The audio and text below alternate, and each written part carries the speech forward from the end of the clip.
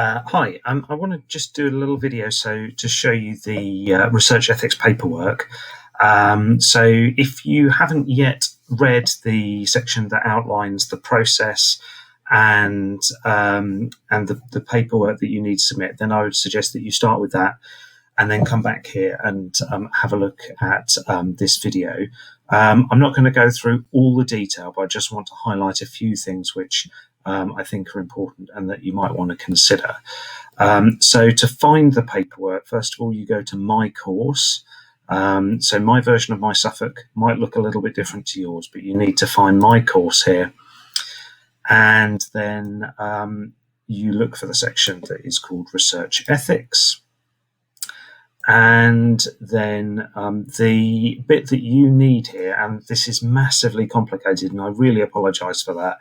There are some sections here which might be useful information, but you really don't need to use.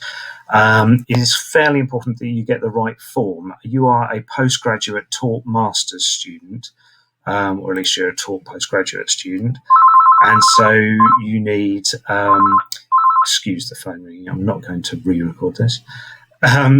You need to access this form.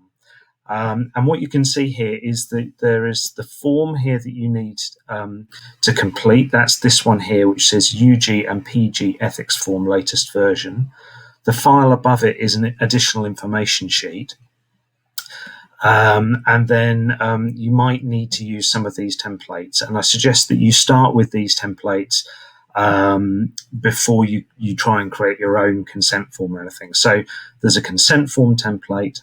There is a template for the participant information form.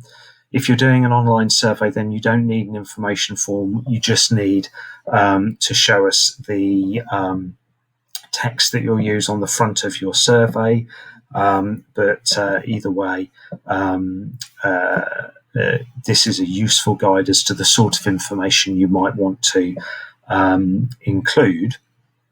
The other two bits of paper that aren't included in here is anything about the employer consent, and it's really important that you have the consent of an employer. You will not get approval without it. And the other is just an outline or draft of the questions or topics that you're going to be using, and that's just to make sure that you're asking sort of suitable questions and you're not proposing to ask things that we think could be problematic. So that's where you can find this information. Any problems with this, speak to your supervisor. I really suggest that you download and have a look at the form. Remember what I said in the written guidance. So complete every question. Stick something meaningful in every question. Don't just write not applicable. Don't go mad. A sentence or two is usually sufficient. And if it isn't, let your supervisor come back to you with it. Make sure you let them see a draft well in advance of when you plan to submit. So at least a week before you plan to submit, so they can come back to you if they've got any concerns and you've got time to make changes and you don't miss the deadline. Because if you miss the deadline, then you could be delayed for a month, and we really don't want that.